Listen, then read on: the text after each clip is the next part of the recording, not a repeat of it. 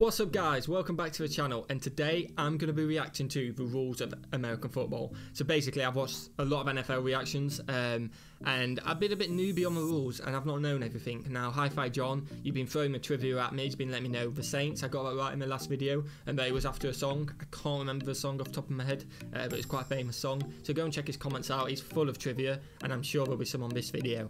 But just to clear up, I know I didn't upload at 1 PM today. It's now 6 PM. I will be uploading at midnight tonight for the AFL video. AFL, yes, I said that right. Aussie Football League. I'll be uploading at midnight because then at least in Australia it's midday or something like that. That will be coming out today. So don't worry about it. It's 2 videos today and also 2 videos tomorrow. I'll go back to 1 PM and 6 PM tomorrow. So watch out for that. Let's get straight into this video. And hopefully, after this video, I'll actually know what's going on in American football a bit more. It explains the rules of American football. The object of the game is for your team to score more points than the opposing team. Okay, I kind of guess that. That's a bit of common sense. With 11 stuff. players taking to the field at any one time. The field is 100 11? yards long by Same as soccer. I never knew that. 53 yards wide, with 2 10-yard ends. So, just on this one, I know I'm pausing a lot and it's a 6-minute video, so this may be a long one, so strap in guys. It's 100 yards by 53, so that is, he just said the standard pitch size, field size, I don't know what you guys call it, we call it a football pitch back home. I think you call field, just because in an MLB video I call that the uniform kit and stuff like that, just from, basically from being the UK, that's what we call it. So if I do get it wrong, don't be afraid to correct me in the comments guys. But in soccer we basically have football pitches. I think we've got a minimum size and a maximum size, and anywhere between that's quite a big range you can have your pitch. So if you're if you're more of a non-creative side, you can go for a smaller pitch and try and break up play, and again the better sides basically have a bigger pitch. So it's interesting that you need the exact same size pitch. It makes sense because obviously there's the 10-yard line, 20-yard line and stuff like that, but for the width of it, that could have been different. But I do rate how it's the same, because then any ground you go to, then you're just used to the same size pitch, because even freaking 10 yards would make a complete difference in how you play. It really would. End zones at each end. White markings on the field help players, referees and spectators keep a track of what's going on. Yeah, they seem helpful. The game starts with a kickoff. Could have guessed that. The team with possession of the ball is known as the offense, and the team without the ball is the defense. I know that, and also I think I'm beating this guy to the punch, but the offense in each team has an offense and a defense. It's not the same. So you basically have a separate 11 players what come on the pitch, and I know it's 11 players from this video. The job of the offense is to move the ball up the field and try and score points. Yep, I could guess that. Let's skip a little bit because this seems self-explanatory to me. Downs to make at least 10 yards. Oh, here we go. Forward. Yep, if the I know offense that. manages to move the ball 10 yards or more, they will retain possession of the ball whilst given another 4 downs to make another 10 yards. Yep. On your TV. I'm not gonna lie, boys. We're a minute into this, and everything he said so far, except from a pitch size, I've known. Maybe I am an NFL pro. Maybe I'm not as a newbie, and it's only the trivia stuff which Hi-Fi John's let me know. In a week, I'll be sorted. I'll know everything about it. Let's just get rid of that ad straight away. This is great. On the screen, you will see this graphic. This tells you what down the team is on, and this tells you how many yards they need to make. Okay, so quick question. By the way, I'm pausing those. I'm going to be asking you guys so many questions in this video because I want to know, you know. I want to get the rules right, and you guys are the people who know, because you guys are the people who watch it week in, week out. This graphic then, so it's only on TV. There's no way they get it on the pitch when you're actually there. Is there a screen saying you need 7 yards? I assume there is, or is it kind of like you just mentally know as a player? I assume there's a screen saying 7 yards, and also the end line of your 10 yards is not going to play. They will also show you the lines they need to cross. This is what I mean. The first down line, sorry, or the second down line, that line. Downs. I'm assuming there's something. So if you've got 10 yards and you go 3 more yards, it will say 7 yards. I'm assuming if it's on the 30-yard line, there'll be a little graphic on the screen saying 30-yard line, so you know whether you've definitely got it. Let me know in the comments, or is someone standing there? Because I have just noticed there's a little red thing in the top of my screen there. Did they put that down every 10 yards? I really don't know. Let me know in the comments, guys. Be very interesting to see. The defense's job is to stop the offense moving the ball forwards by tackling. This includes pulling them could have guessed that. Stopping them from moving forward, or forcing them off the field. If the offense fails to move the ball 10 yards within 4 downs, the ball is given to the defending team at that point. Yep, a bit self-explanatory. Bring on their offensive players and try and move the ball in the opposite direction so that they can score. you'll most likely see the offense kick the ball away on 4th down to make it more difficult for the other team to score. Okay, that makes sense. So you're kicking it away, kicking it down the field, so they've got to keep getting 10 yards, 10 yards, 10 yards, or if they get a big one, but makes it a lot harder instead of... So I assume they're saying if you give the ball away, basically it's a turnover, you lose it on the spot. I assume if they don't make it over that line in that play, then where they are, it'll get turnover. So you're definitely better tackling them on their 20-yard line instead of having them having 1st down on your 20-yard line. I assume that's the logic. Let me know in the comments if I'm wrong, but I assume that's pretty much right. You know, when you're a sports fan anyway, these rules seem quite self-explanatory, so you pick them up as you go. Teams will usually have 3 different units of 11 players that come on the field at different 3 times. different units, okay. They include... I only knew 2, offense and defense. So we've got the offense. These players will usually come on the field when they have possession of the ball. The offensive unit consists of these positions. Oh, okay, well, we got the quarterback.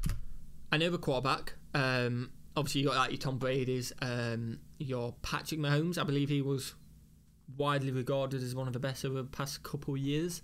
I only know that because a year ago when I was doing reactions, I was watching quite a bit, and his name came up a lot. And I also have the NFL Madden mobile thing, and I don't play it much, but I swear he was the cover of it last year. I don't know if I've got this year's, but last year's, he was definitely the cover. So that's the only reason I know him. But I'm learning. I know a position. So you got a fullback, which is interesting because you also have that in rugby. Your wide receivers, before this guy explains, I'm assuming they basically run. Antonio Brown was a wide receiver, I believe. I know him, just his name floating about. So the quarterback throws the ball to them normally.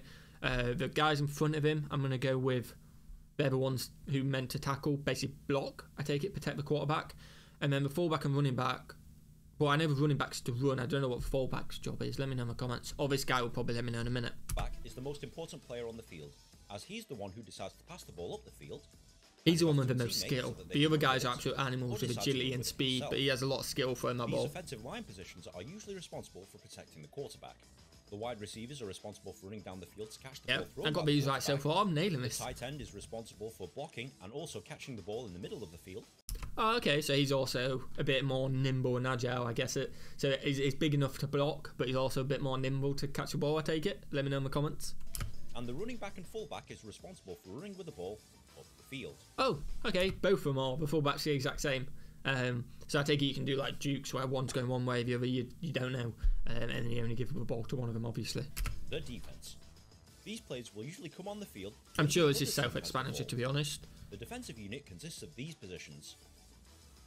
So again, I'll quickly just attempt to break it down before I know. So don't get pissed off me. At this current time, I don't actually know. I mean, he's going to explain it. So I'm taking the top 4 are there for protection of straight up trying to get to the quarterback. The linebackers pick up anyone who well, they're trying to block. I don't actually know what the linebackers do. I'm not too sure about them. The safety is quite self-explanatory. I assume they float around trying to catch a ball in that area. And the cornerbacks take the wide receivers. So it'll be interesting to see what the linebackers do. The defensive line is responsible for moving past the offensive line. The linebackers stop running backs coming through the defensive line. Oh, okay, they're for running backs. Got it. That makes sense. So running back and fullbacks, I take it. So anyone running through the gaps of the defensive tackles, they squash them up, basically. Attacking the quarterback. The cornerbacks try and stop the wide receivers. Yeah, I got that right. Try and stop the pass up the middle of the field. Oh, I'm nailing this, boys. I'm basically an NFL pro. Special teams are specialist players that... Special teams. Okay, I do know this. I didn't lie before. I forgot about these. So this is the 3rd team. So the kickers, I take it, and stuff like that. Come on the field when there's a kick involved. Within the special teams is a mixture of offensive and defensive players, mixed with either a punter or kicker for offense, or a punt returner. Yeah, I didn't think they'd just have 11 new players basically to run the ball down. Yeah, so basically fastest players, I take it, and people who can tackle, because we're going to have a guy running back at you, and then one specialist kicker, who someone also said in one of the other comments that they last the longest, which is understands if they only come on in these certain plays, they're not on the pitch all the time. It makes sense because they're not getting tackled all the time and basically not getting touched, so they're in pristine condition all the time. For defense. Now you know what all the players do and how the game is played. But how do you score? That was quite simple. I know in it. American football, oh, I know how to score. Of I can tell you how to score right now. I'm going to quickly go through it because this video is going to be so long. We're only 3 minutes in. I've probably been talking for the past 10 minutes. So I know a touchdown 6 points, which is on there. I also know that a field goal after a touchdown is 1 point. You can play for 2 more points with an extra point. I don't know what it's called, but an extra point. So that's when you try and run it into the touchdown to convert it. And then you can also get a normal field goal, which is 3 points. I believe that's your 4. The end zone area. So let's get through this because it's going to take forever, and it's quite self-expansive stuff. A successful tackles an offensive ball 50 Oh, okay. What's a safety? The defending team scores 2 points. Sorry, go back. I've got to go back. Maybe I'm not as good as what I thought. A safety. If the defense tackles an offensive player behind his own goal line, the defending team scores 2 points. The game is played in 4 50 Didn't know that. So I take it if you punted it to the defensive team, but just as an example, because you couldn't do it, ball rolls into their touchdown area, pick it up, offensive player tackles him, the defensive player gets 2 more points. Never knew that. That's pretty cool. So you've got to try and stay away from your end zone. I know it's called an end zone, so there you go. For a combined playing time of 60 minutes. Yep, I knew that. 15-minute quarters. At the end of 60 minutes, wins. Ties are rare in American football, and overtime periods are played if necessary to determine the winner. But he was committed there. Rules about tie games. Is that? This is one thing I absolutely love about American football and American sports in general. Now, coming from England, all our sports you can end in a draw. I don't mind it in some cases because you can have exciting draws and stuff like that. But the jubilation of winning and the painful feeling of losing is so powerful in sport, and it's why we all love sport, because the highs and lows. So when you draw, it's kind of a middle ground. You're a bit happy, bit sad, especially if you could have won the game. I suppose if you were getting battered, you're happy for a draw. But I'd love to see some sort of overtime incorporated into the British sports as much as possible, really, because it could be a boring game, but if you get the win in the end, you got the jubilation, and vice versa. So no, I think English sport can definitely learn from American sport in some cases like that, and vice versa. I imagine, I don't know off the top of my head, but NFL can learn from England a little bit. But no, it's definitely one I really respect, because you always have a winner. And then also, you can't pick up points for having a crap game, to be honest, if you're going to draw. So no, it's definitely a great idea. Well, you're almost there. But American I'm almost there. I have known most of it so far. And you'll need to understand a few more of them before playing or watching a game. For example, fumble. If a ball I know a fumble, and then whoever picks it up gets it. I take it. Any player on the field can recover the Yeah, pretty self-explanatory. Interception, I know that the defense pushing forward to catch the ball, and then they can carry on playing basically. I also know a sack. Boy, like, when I'm even watching this video, I know loads. So a sack, I'm going to beat this guy to the punch. We're going to watch it, but I'm going to beat him to the punch. So if you get sacked, you lose a yard. So if a quarterback drops back 10 yards with a throw, I don't know what you call it. Let me know in the comments. I really don't know what you call it. The 1, 2, hut, and then they throw it back. What do you call that? Let me know. But yeah, if a quarterback drops 10 yards back and you tackle him there, then you lose 10 yards, so you could be 20 yards on first down. I know that. Detrimental to the offense, as a down is wasted, and this usually results in a loss of yards. Yep. Incomplete pass.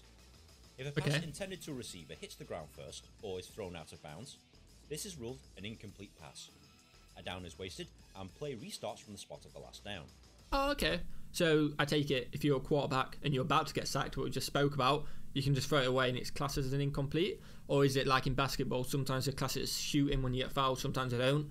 Let me know in the comments if he gets rid of the ball, if it's definitely an incomplete pass. Penalty.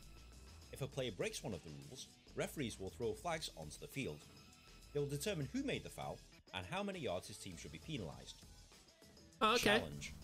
If a coach disagrees with the decision on the field, they can throw red flags onto the field. The previous play will then be reviewed, and if the challenge is successful, the ruling on the field is reversed. Wow, okay. Again, I don't want to bore you guys with the soccer stuff too much, but let's face it, I'm a soccer fan and I am always going to compare it to my roots. This is actually something, again, that soccer can learn from American football, because, again, I don't want to bore you too much, but basically in England at the moment we're trialling VAR in the Premier League, which is video assistance referee. And basically what it is every time there's a potential dangerous moment or potential game-changing moment, they review it. That automatically, no one says anything, they review it, they let the referee know, and a decision gets made. Now, at the moment, I don't know if any of you guys have heard about it, it's very controversial, it doesn't really work at the moment. A system like this would be perfect. We've got a similar system in cricket where you play on, the on-field decision is what you stand by most of the time, you keep going, and basically the managers can throw a flag on or something like that and challenge. And what the punishment will be is if you get wrong, then you lose your challenge. If you get it right, you keep your challenge. So people aren't just constantly throwing challenges out. I mean, if you're really outraged by a decision and the player knows he's been fouled, then you can use the challenge. If not, you carry on playing. Like, at the end of the day, the players know better if they've been challenged, if they're meant to do it and stuff like that. So that'd definitely be something which we could incorporate, which is compared to this. I wonder if they have a punishment for challenging, though. That's what I'd be interested, because if not, you could challenge as much as you want. They forfeit 1 timeout. Oh, there we go. They said there to forfeit a timeout, which is great. You know, it means they don't do it too much, and if they genuinely believe a call's wrong, it can get reviewed by technology and it can be the correct decision. Timeout. If a team wants to stop the clock to regroup, take a break, or discuss strategy, they are allowed 3 timeouts per half. Each timeout lasts 60 seconds. 3.5. I've always and the 12-minute break at half-time, I've always wondered that because I weren't sure in American sports. Okay, that's pretty helpful. So it's only 3 minutes sort of in soccer in the half-time break. And 3.5, so I take it when you get to half-time, if you've got any left, you lose them, I assume. But yeah, I never knew that, so I actually have learnt some things from this video. Players get a break of 12 minutes at half-time. Now this is a lot to take in, but once you start playing or watching American football, the rules will become clear. If you found this video at all helpful, I don't know what I just did there, but let me know in the comments. The game's ended in the video, so let me know. But that's everything for the actual rules of American football. I think I've said it throughout the video. I know quite a bit, and I'm quite happy with what I knew. Every time I comment on something, you guys in the comments actually say I'm wrong or correct. A lot of the time I'm wrong, but I have been correct recently, and I think this just shows that I am actually learning the rules a little bit, and it's great. So yeah, hit the like button, guys. I'd really appreciate that if you are watching this video. If you visit deep, subscribe, because even if you're an NFL fan, right, I'm uploading a video at midnight tonight of AFL. You may never watch AFL in your life. I haven't either, except from the video I did the other day. We together can learn the AFL, and we can learn a new sport together and go on this journey together. And the same for if anyone from the AFL video is here and you haven't seen NFL, you can join the journey. And it'll be like we're reacting to a sport together, basically. So that'll be pretty cool. And every time you guys interact, I'm not that bothered about the views. If my video does well in views, it doesn't really affect me. It's more the comments and the engagement. I absolutely love it, because at the end of the day, it's just a hobby. I still work my 8 till half 5, and I just love the interaction with you guys. So comment below any other reaction videos. I'll try and get them done. Like the video, I'd really appreciate that, and subscribe. And don't forget, a new video coming out in 6 hours. Have a great day. Peace.